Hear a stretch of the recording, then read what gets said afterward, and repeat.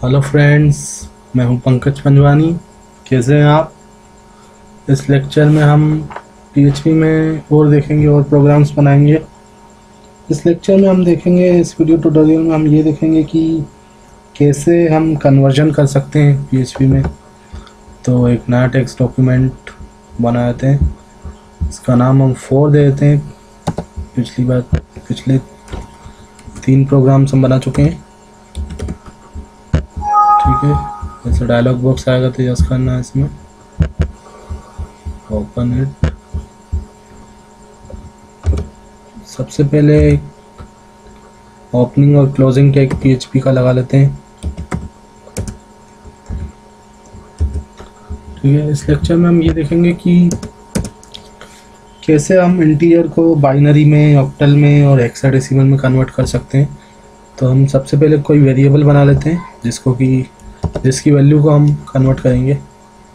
Dollar लगा दिया हमने, मतलब वेरिएबल है ये, उसकी वैल्यू हम कुछ भी दे सकते हैं। 255 दे देते हैं सपोज, कुछ भी आप दे दीजिए वैल्यू।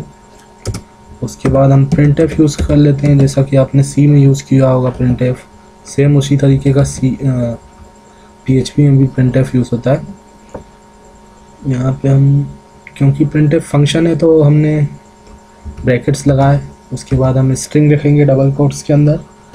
हम लिख देते हैं वैल्यू इज़ %d। %d आपने पढ़ा होगा कि %d किसके लिए होता है? इंटीजर प्रिंट करवाने के लिए होता है। ठीक है, %d लगा दिया हमने, तो इससे इंटीजर वैल्यू प्रिंट होगी। किसकी इंटीजर वैल्यू प्रिंट होगी? यहाँ पे हम वेरिएबल का नाम लिखते हैं, जैसे सी में करते हैं उसी तरह। $a हमने बनाया था यहाँ पे, तो $a लगा दिया। सेमीकोलन से टर्मिनेट करते हैं। ठीक है, हम देख लेते हैं इसको सही चल रहा है कि नहीं कर रहा। तो राइट क्लिक करते हैं, लोकल वेब बड़ा कर देता हूँ मैं, इसको 4 को रन करते हैं। वैल्यू 255 सही चल रहा है। %d मतलब इंटीजर प्रिंट हो गया, और इंटीजर ही वैल्यू थी और इंटीजर में ही आ गया।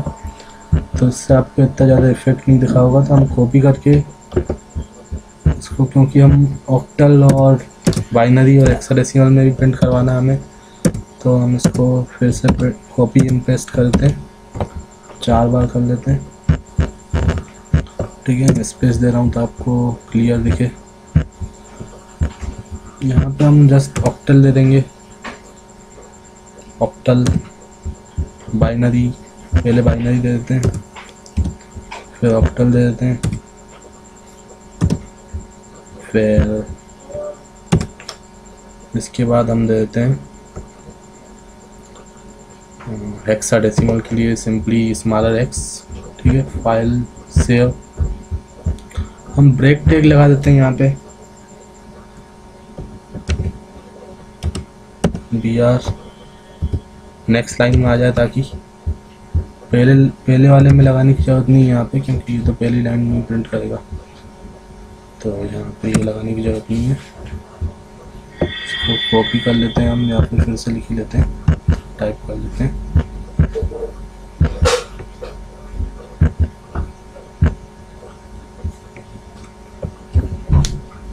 Again break tag, similar for that also।